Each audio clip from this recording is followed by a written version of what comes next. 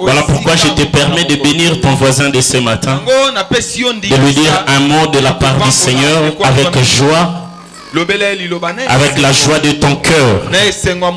Bénis-le parce que ta bouche là, c'est la bouche d'un prophète. Alléluia. S'il dit amen à ce que tu lui dis, cela s'accomplira. Amen. Que Dieu soit loué. Nous allons écouter la parole de ce matin. Nous allons lire deux passages. Du moins pour commencer. Nous sommes dans le livre de Jean. Jean chapitre 1er.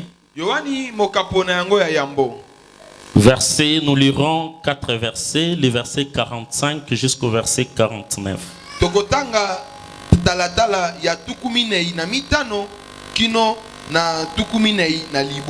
Et ensuite nous irons dans l'Ancien Testament, où nous lirons aussi le premier livre, le livre de la Genèse au chapitre 16. Nous lirons un seul verset, c'est le verset 13. Es-tu prêt de faire la lecture avec moi ce matin? Amen. Nous lisons le premier chapitre de Jean, chapitre, verset 45 au verset 49. Philippe rencontra Nathanaël et lui dit: nous avons trouvé celui de qui Moïse a écrit dans la loi et dont les prophètes ont parlé. Jésus de Nazareth, fils de Joseph. Nathanaël lui dit: peut-il venir de Nazareth quelque chose de bon? Philippe lui répondit: viens et vois. Jésus, voyant venir à lui Nathanaël, dit de lui: voici vraiment un Israélite dans lequel il n'y a point de fraude. D'où me connais-tu? Lui dit Nathanaël. Jésus lui répondit: avant que Philippe t'appela, quand tu étais encore sous le figuier, je t'ai vu. Nathanaël répondit et lui dit: Rabbi, tu es le fils de Dieu, tu es le roi d'Israël. Oh yes. Alléluia. Le verset 13 du livre de Genèse, chapitre 16, dit ceci.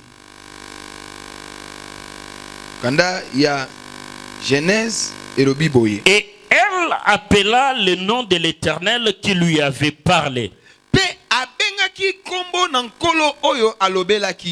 Ata El Roi. Ce qui veut dire: tu es un Dieu qui voit tout. Car elle dit: n'ai-je pas même ici vu celui qui me voyait? N'ai-je pas même ici là où je suis vu celui qui me voyait? C'est la parole du Seigneur. Amen. Nous acclamons la parole. Bien-aimés dans le Seigneur, nous rentrons dans le Nouveau Testament pour relever quelques faits intéressants, marquants, qui vont nous accompagner tout au long de cette prêche. Nous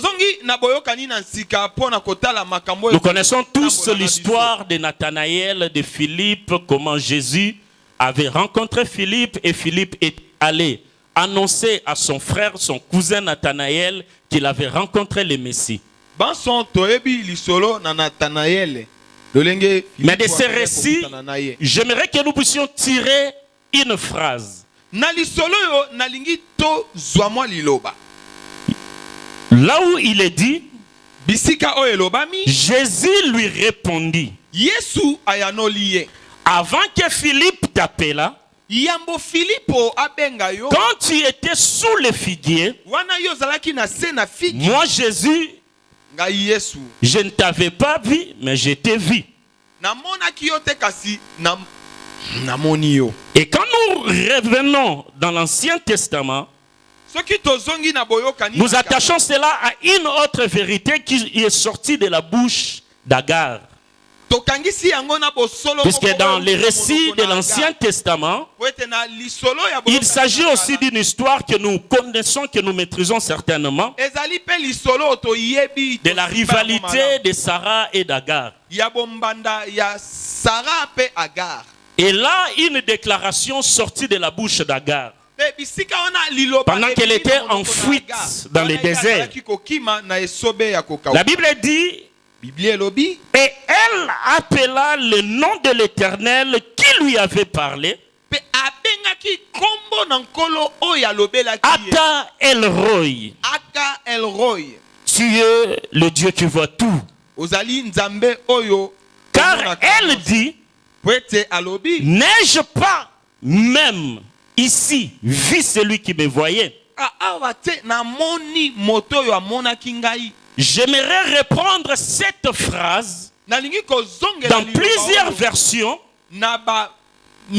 pour aider la lanterne de chacun, que chacun puisse saisir selon la facilité qu'il a de cette déclaration. La version Louis II dit ceci, écoute. Ata El-Roi qui est en hébreu, qui veut dire tu es un Dieu qui voit tout. Tous reprennent la même chose, il n'y a pas de problème.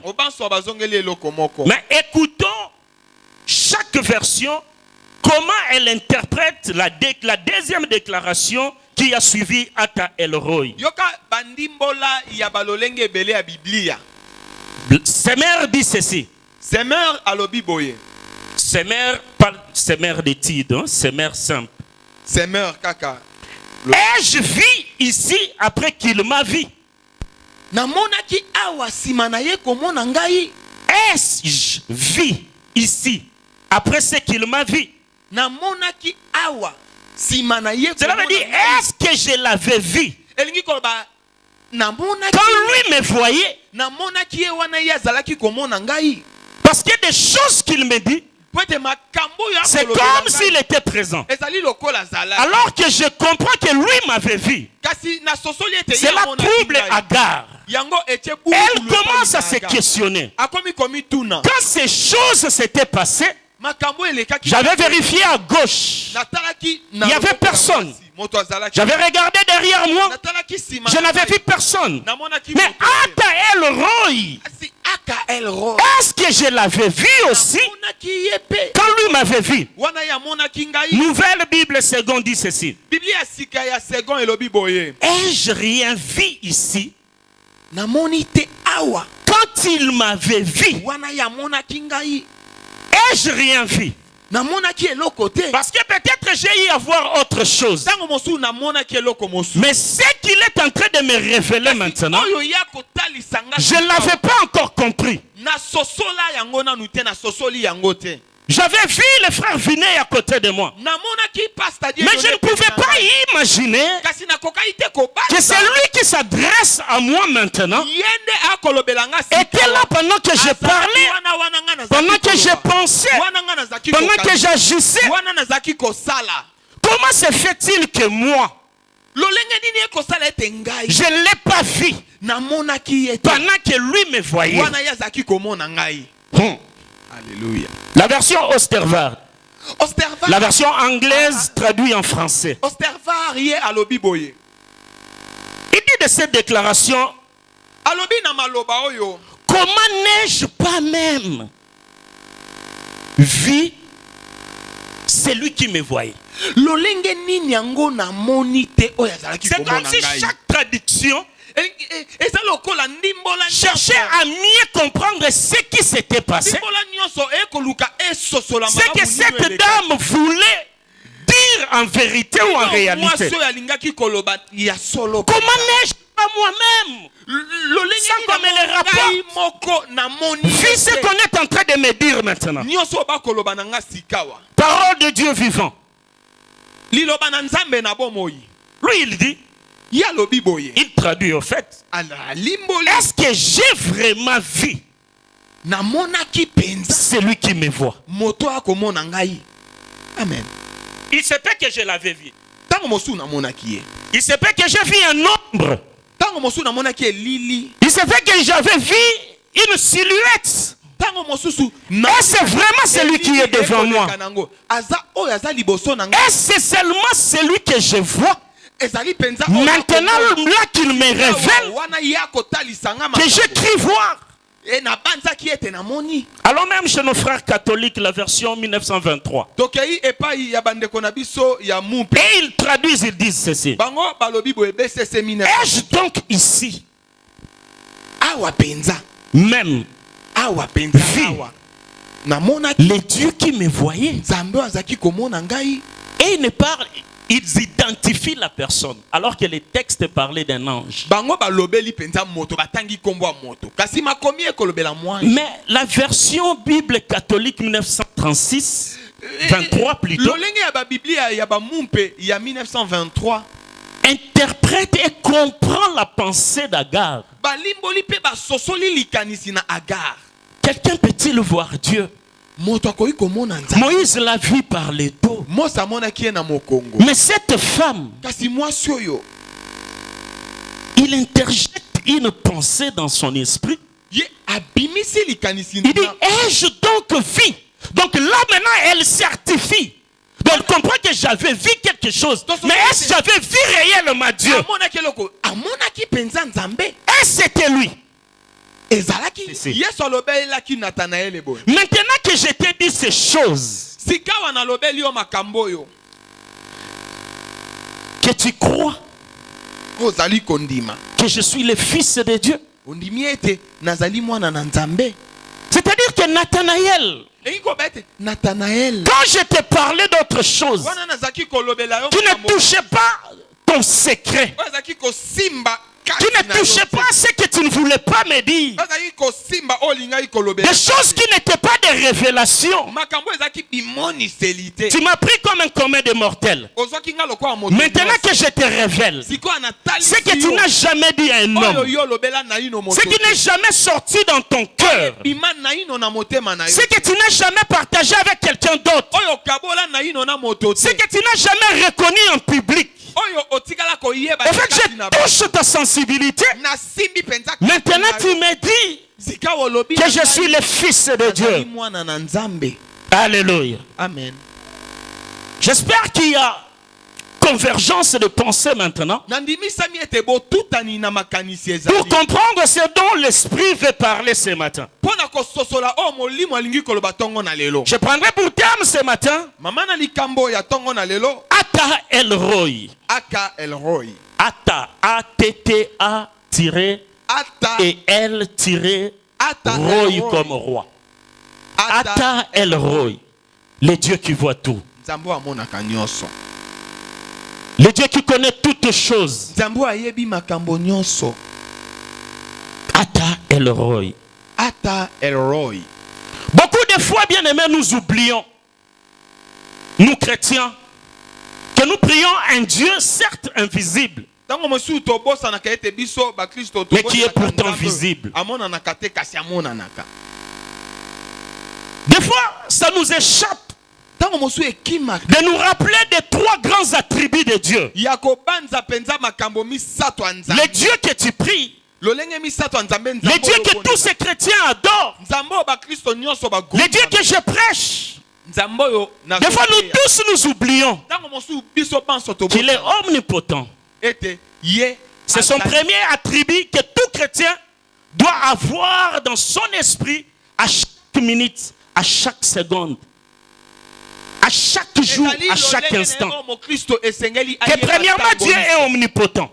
Il est au-dessus de toute puissance. Il n'y a pas une puissance qui peut le dompter. Il n'y a pas une puissance qui peut l'écrouler. Il n'y a pas une puissance qui peut l'empêcher d'agir. Deuxième attribut de Dieu que tu ne dois jamais oublier, que le Dieu que tu pries, c'est un Dieu omniprésent. Il est partout au même moment. La preuve est que nous prions ici, Emmanuel, il passe 743 à Mongafula, Selemba. Juste à quelques mètres, les gens prient aussi. Aux États-Unis, les gens prient. À ce moment, il y a des cultes partout. Où est Dieu? Où est-ce qu'il est maintenant? Maintenant que les autres sont encore dans des bistrots. Maintenant que les autres sont à l'aide, sont en train de se préparer d'aller vers les féticheurs. Chacun se prépare à faire quelque chose. Mais où est Dieu?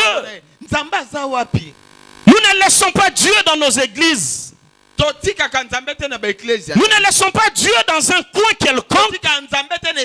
Et nous sortons des fois dans des endroits où il n'est pas.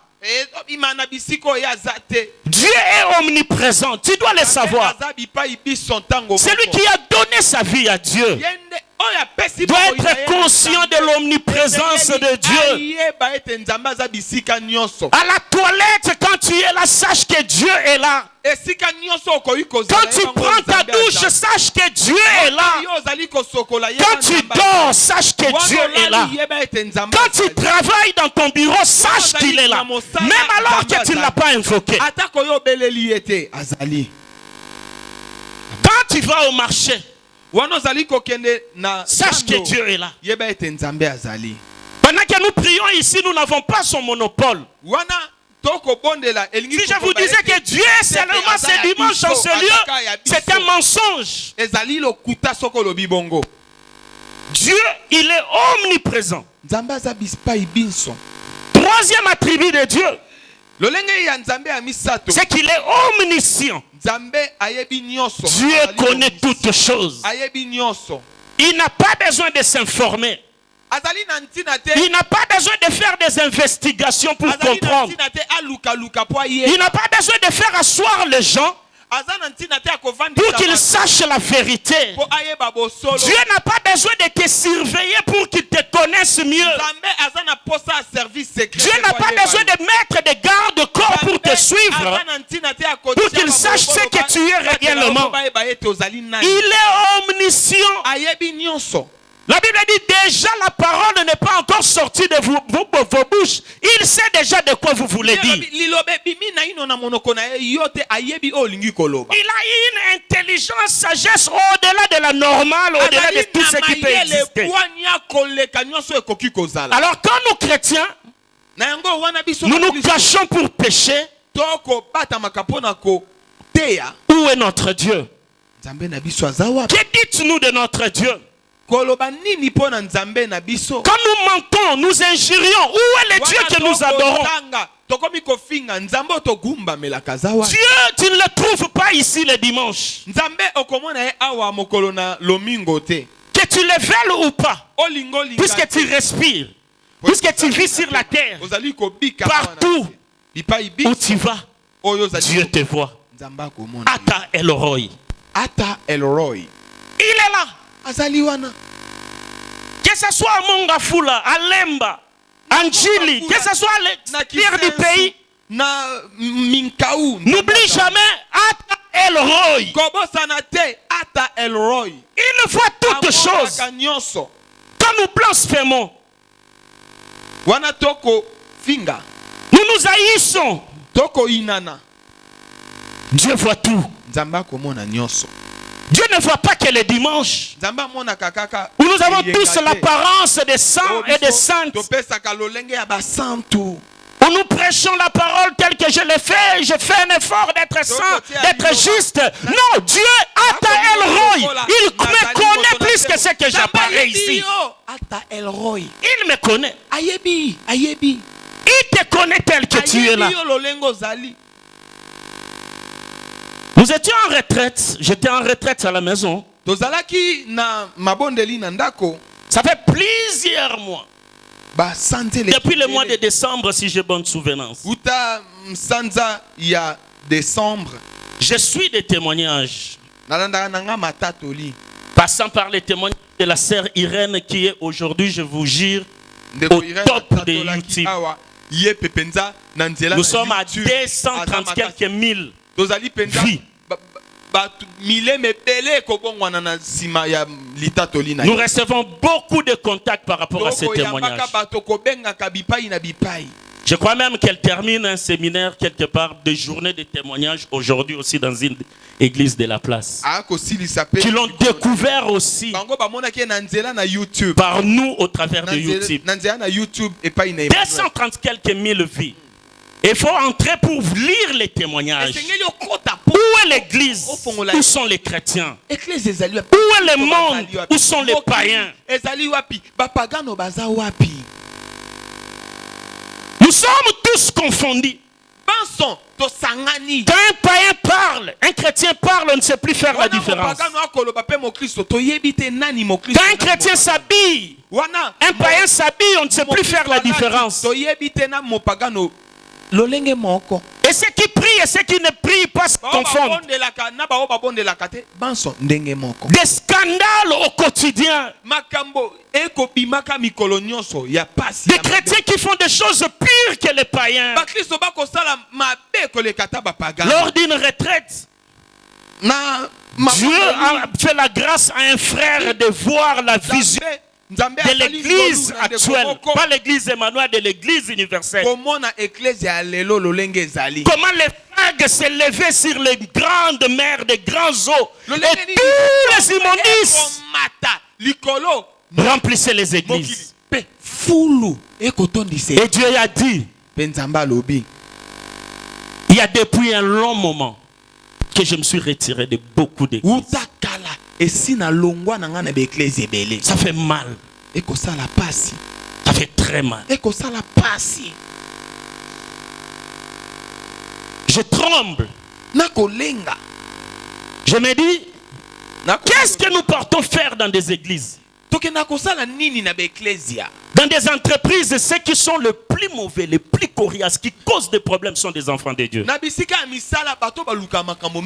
les universités, n'en parlons pas. Bien-aimé, ce que le Seigneur veut, c'est le salut de nos âmes. Ce n'est pas notre prospérité. Ce n'est pas tout ce que nous courons derrière. C'est que tu sois et que je sois d'abord sauvé. Si Christ était mort à la croix, c'est pour qu'un jour nous puissions entrer au ciel. Amen. Il y a 2 semaines,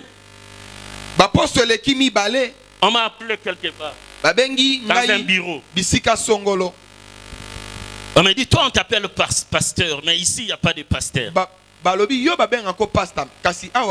dis, je ne sais pas, ça n'engage que vous.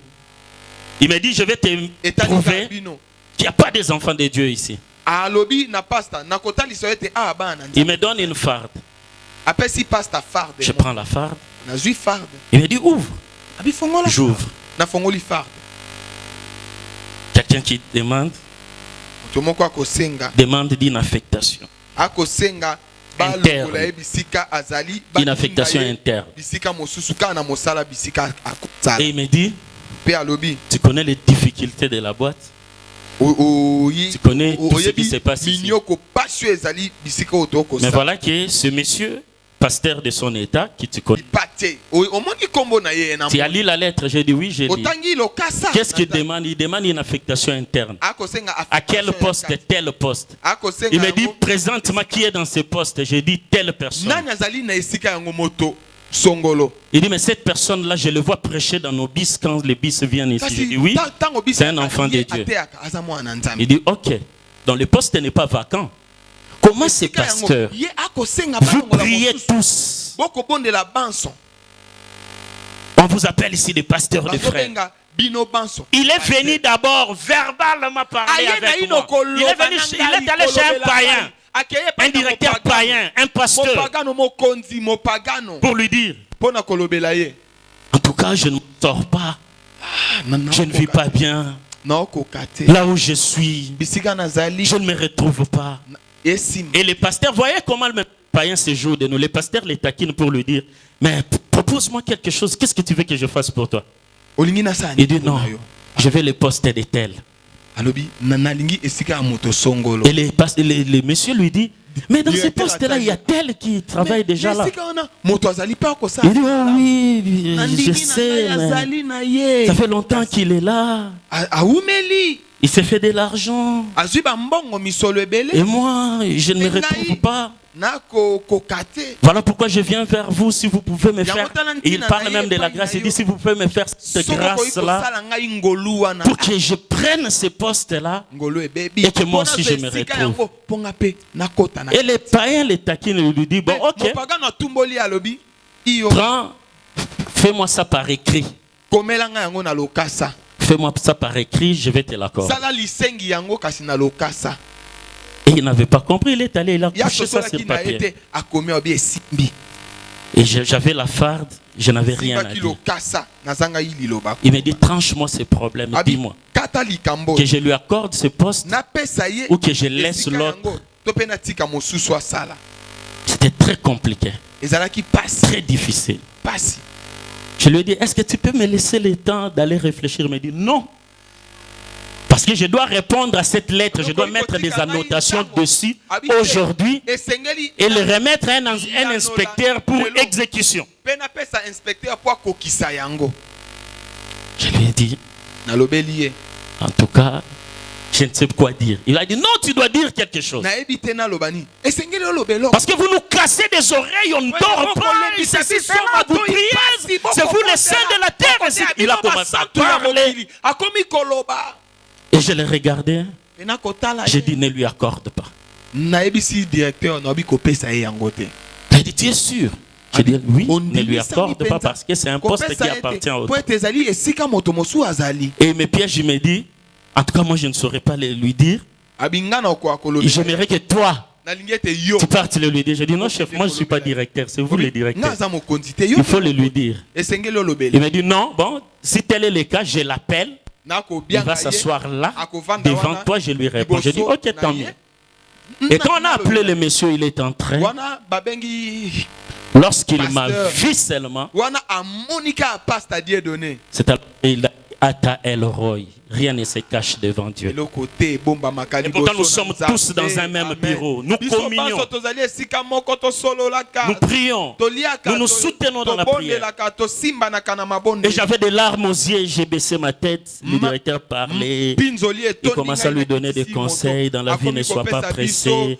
Ainsi de suite. Il me dit, pasteur, tu as quelque chose à dire? J'ai dit non, merci chef, j'ai écouté. Et nous sommes sortis. Jusqu'à aujourd'hui, on ne s'adresse plus la parole. Pourquoi? Parce que quand il le faisait, il s'était éloigné du monde.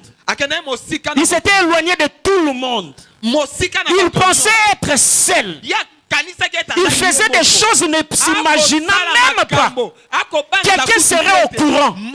Mais il a oublié que les dieux qu'il sert, les dieux qu'il prie, Ata El Roy, il est partout. Il entend toutes choses. Il voit toutes choses. Et il est là sur son trône. Non, bien-aimé. Où est l'église? Où est l'église? Sarah était trop bonne, comme on dit, trop couillonne. On n'aide pas Dieu. Quand les choses ne marchent pas, garde silence. Reste à ton poste. Attends Habakkuk jusqu'à ce que l'Éternel agisse. Mais Sarah a regardé l'amour qu'il avait envers Abraham. Non, cet homme m'a aimé depuis ma jeunesse. Il est resté fidèle à moi. Il s'est enrichi avec moi. Il est devenu un milliardaire. Il a des biens. Et nous vieillissons déjà. Où est l'Éternel que nous servons? Nous voulons maintenant disparaître. C'est Géasi qui restera l'héritier de tous ses biens.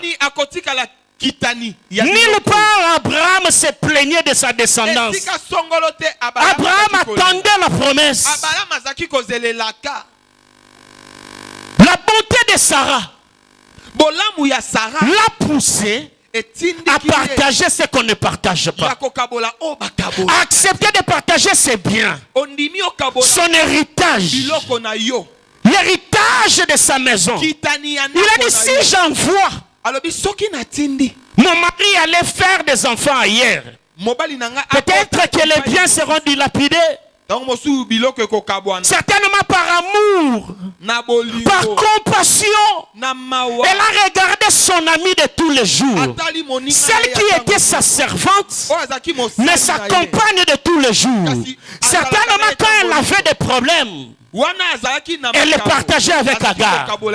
Elle pouvait dire à Agar, je pensais concevoir ce mois-ci, mais voilà que ça vient de passer. Rien n'a été fait. Certainement celle-là lui disait, garde la foi, ça ira. C'était son ami de tous les jours. Et dans sa bonté, elle s'est dit, non, je ne dois pas être ingrat. Je ne dois pas laisser Abraham mourir. Je lui permettrai de faire un enfant. Du moins, il aura une progéniture. Il aura une descendance. Bien aimé, par cet acte, Sarah avait pris toutes les richesses. Et l'avait mis pour partager avec Agar. C'est sa bonté. Son bon cœur. Son amour pour son prochain.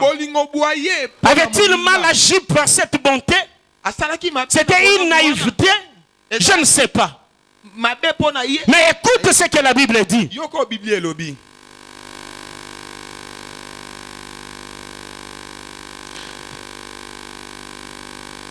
Quand Abraham alla vers Agar et qu'elle devint enceinte, quand elle se vit enceinte, elle regarda sa maîtresse avec mépris. Elle n'a plus voulu partager avec elle. Tu as bien fait. Tu as voulu faire quelque chose de bien. Cela a été mal interprété. Tu commences même à vouloir perdre ce que tu avais. Agar se lève contre Sarah. Agar ne veut plus partager avec Sarah. Quand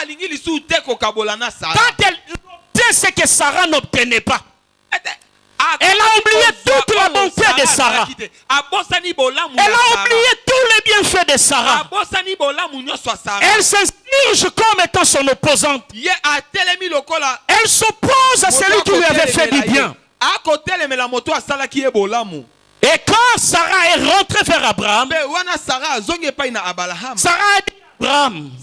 voilà celle que je voulais aider pour nous donner une descendance. Mais regarde avec mépris. Abraham lui a dit, je t'ai aimé sans enfant. Et je continuerai toujours à t'aimer. Tu resteras l'amour de ma vie. Elle restera toujours ta servante et elle est sous ton autorité. Fais d'elle ce que tu veux. Alléluia. Amen. Et Sarah chassa Agar. Agar est sortie de la maison de Sarah. Mais elle est sortie enceinte.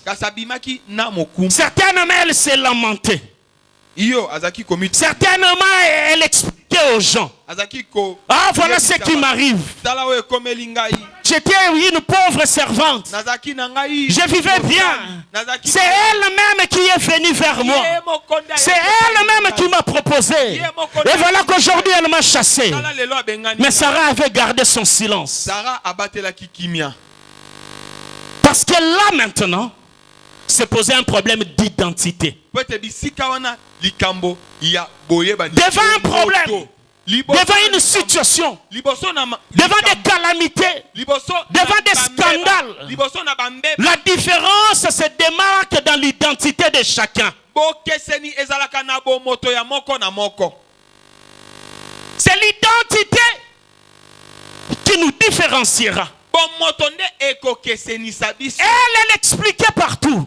Elle mentait. Elle ne dit pas la vérité. Certainement les gens avaient haï Sarah, mais elle était restée dans sa maison. Elle était restée au pied de son mari. Agar peut-être avait tacheté sa réputation, mais Sarah ne s'était pas défendue. Elle était restée calme. Elle était restée sereine au pied du maître. Elle propageait des nouvelles, des messages, jusqu'à ce qu'elle se retrouva dans un lieu désert et quelqu'un apparaît.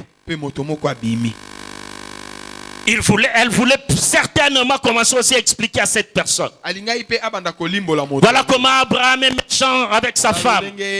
Pendant toutes les années que je les ai servis, aujourd'hui ils m'ont mis dehors. Et il ne se faisait même pas soucier de son fils. Mais cette personne, cette toile-là lui dit, c'est ce que nous avons lu.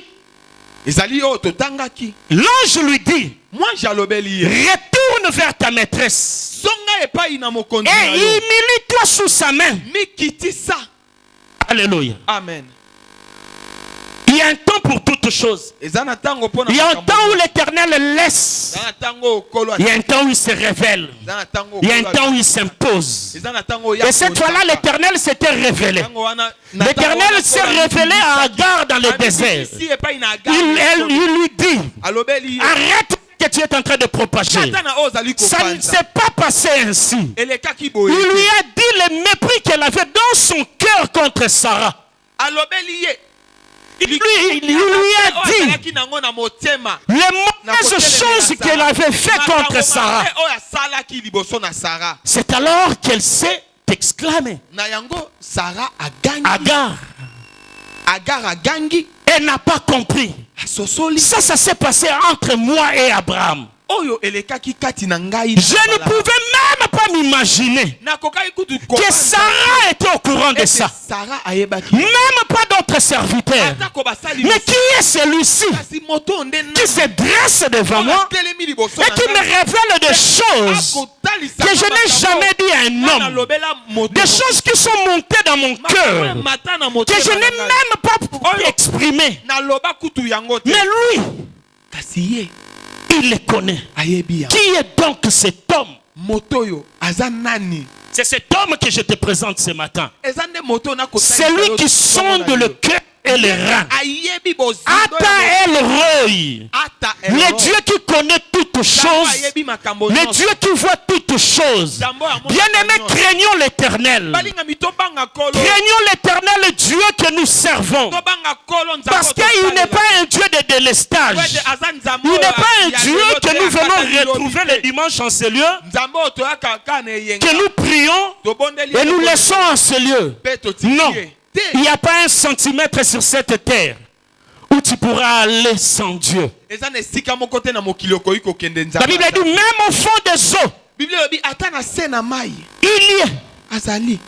Même là, au-delà du ciel, il s'y trouve. Il n'y a pas un coin où tu peux perdre ton identité chrétienne et les récupérer après comme un vêtement. Retiens cela dans ta vie. Agar avait fait quelque chose qu'elle n'avait peut-être pas exprimé. Il avait fait quelque chose que personne n'avait vu. Mais quelque chose qui s'était passé en elle. Je ne prends pas Agar ce matin comme une païenne. Je prends Agar ce matin comme un enfant de Dieu. Pourquoi? Parce que dans cette temps-là, les églises comme celle-ci n'existaient pas. Les églises, c'était les maisons des Juifs. Et quand c'était la fête de Pâques ou de Pentecôte, il fallait fêter avec et ses ouvriers et ses esclaves. Et ce sont tous ces gens-là qui constituaient l'église de Dieu.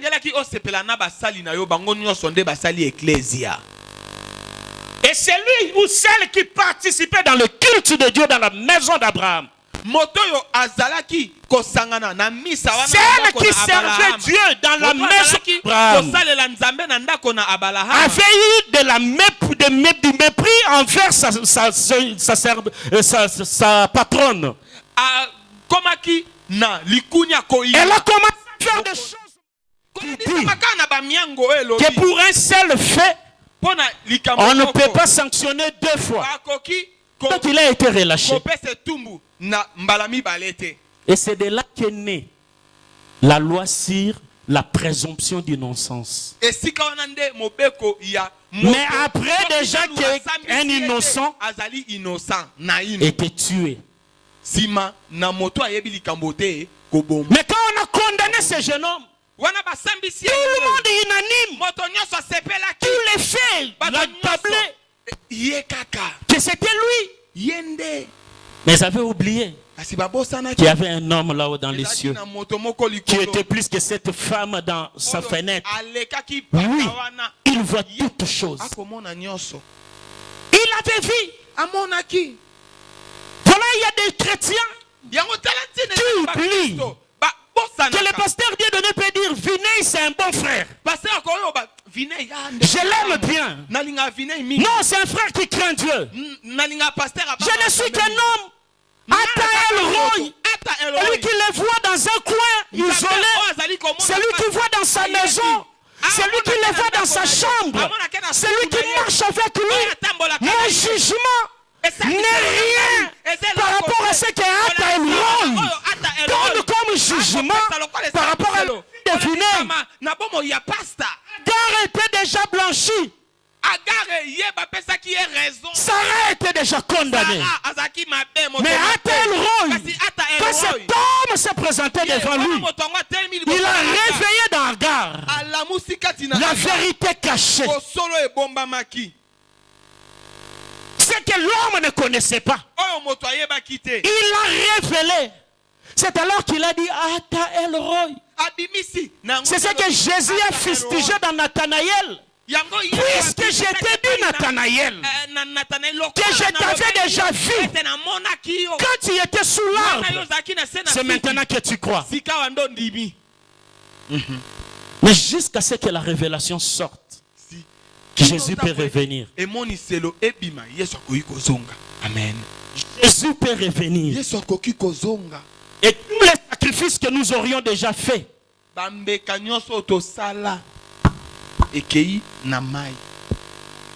va partir. J'ai eu une vision la semaine ici pendant que j'étais en retraite. J'ai tremblé, j'ai dit Seigneur, qu'est-ce qui se passe? Qu'est-ce qui se passe? Qu'est-ce qui se passe? Sommes-nous toujours dans le bon, nous, chacun? Craignons-nous toujours le Seigneur? La vie devient de plus en plus difficile. Qu'est-ce que nous faisons avant de venir à l'église? Qu'est-ce que nous faisons quand nous quittons nos églises? Nous passons aujourd'hui devant le boulevard Triomphal. Il y a un temps, tous les croisades qui se faisaient là étaient pleines à craquer. Il y a plus de 10 croisades, je vous dis.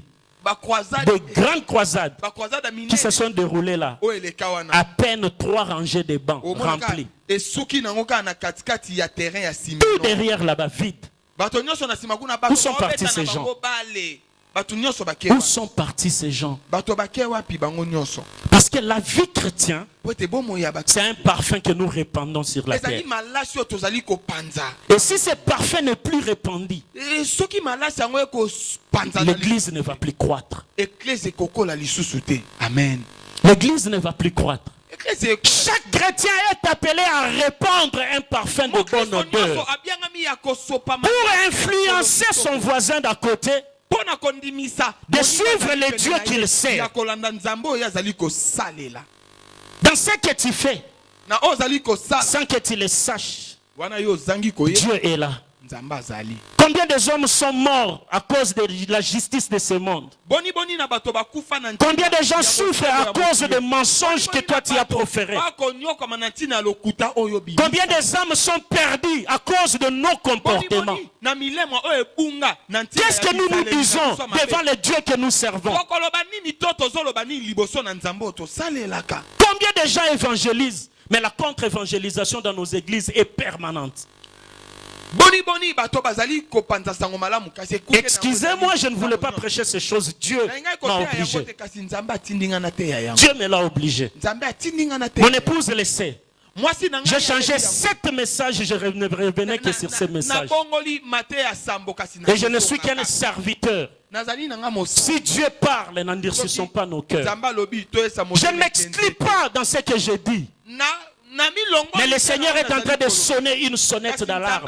La vie chrétienne, ce n'est pas ce que nous paraissons. La vie chrétienne, c'est ce que nous sommes réellement et face à Dieu. C'est Dieu qui jugera le monde. Ce n'est pas moi, ce n'est pas ton frère. Ce n'est pas ceux qui t'appellent préso.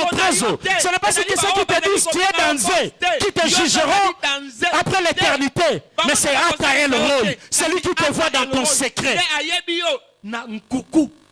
Celui qui nous connaît plus que nos maris, nos femmes. Celui qui nous connaît plus que nos parents, nos pasteurs, nos amis. S'il est là dessus au ciel, il voit le monde comme dans sa main. Arrêtons les doubles vies. Amen. À la fin de toute vie, le pasteur l'a dit ici, Dieu projettera le film de la vie de chacun. Et c'est ce jour-là que les choses cachées se révéleront. Mais laisse-moi te dire que Dieu m'a parlé à maintes reprises que nous n'attendrons pas que la fin pour que les vidéos soient projetées. Déjà, ça se projette. C'est ce qui se passe dans les scandales que nous vivons aujourd'hui. Ça n'attendra plus la fin. Ça se projette déjà. Au-delà des témoignages que nous avons, c'est un bon pasteur que je suis. Non. Je ne suis qu'un homme. Mais j'ai un Dieu qui me jugera à la fin. Tu as un Dieu qui te jugera à la fin. J'écoutais une chanson du frère Patrice. Une ancienne chanson, je crois. Mokolona Souka, Mokolona Son. Je faisais rire à Vinay quand on sortait ce matin. Je lui ai dit ces derniers temps, le Seigneur m'a conduit autrement. Je ne dis pas que tu les fasses. J'ai dit à cause de polémiques, chaque fois quand tu prends quelqu'un à bord du véhicule, pasteur, que dites-vous de guégués, alors je le faisais rire, j'ai dit, je n'ai téléchargé que les anciennes cantiques, là où Madame, quand elle monte, elle dit, j'ai dit non, ici il y a beaucoup de vérité. Et dans ces cantiques de Mokolo Asuka, frère Patrice raconte une histoire. D'une dame, mais peut-être capté, le Saint-Esprit m'a aidé à capter ça par rapport à ça. Amen. Il a dit qu'ils étaient partis dans un deuil où une maman servante de Dieu dans une église était morte. Cette maman était morte. Deuil passait normalement comme ça se passe partout. C'est le pasteur Dibambou, je ne sais plus s'il est vivant, il est déjà décédé. Le pasteur Dibambou, le père spirituel de frère Patrice qui prêchait.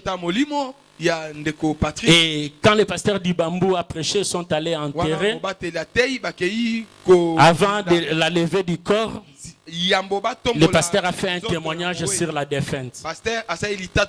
C'était à moto à Bandal, c'était plein à craquer. Le pasteur a dit, maman Oyakoufi était une très bonne chrétienne.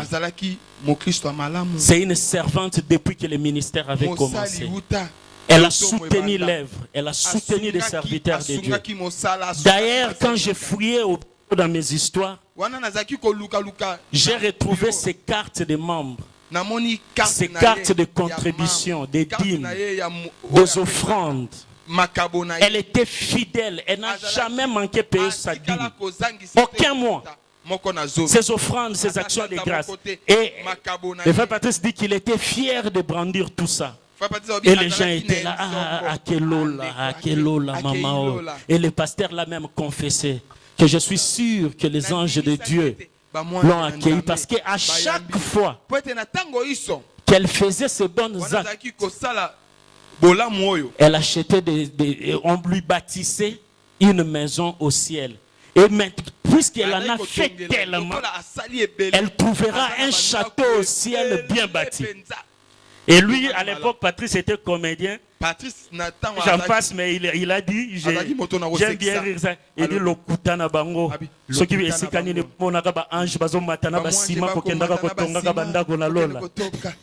vous connaissez bien la chanson. Amen. Alors, il continue l'histoire, il dit, après l'enterrement de la défunte, quand ils sont rentrés dans la famille, comme ça s'est fait d'habitude, à l'époque, vers les années 90, là, ça se faisait comme ça, on sort les histoires de la défunte dehors, devant les familles, on ouvre ses valises, ses malles, pour, je ne sais pas, se partager ou remettre ses effets à la famille. Et le frère Patrice dit, quand on a ouvert la première valise, c'était au vu aussi de tout le monde. Elle habitait une maison, vous connaissez à Bandal, là où il y avait plusieurs portes, les gens étaient là aussi, les gens de la parcelle. Alors quand on a ouvert la première valise, c'est le pasteur qui le faisait après avoir prié. Le pasteur a sorti les premiers pannes et l'a montré à la famille. On a mis à côté. Quand il a sorti le deuxième pagne, la voisine regagne. Mais ça, c'est mon pagne qui était perdu. Il vient. Mon ami. Il récupère ça. On sort autre chose. Et les gens commencent à récupérer leurs histoires qui se perdaient dans les quartiers, dans la parcelle. Et le frère a posé une question pertinente. Elle a dit,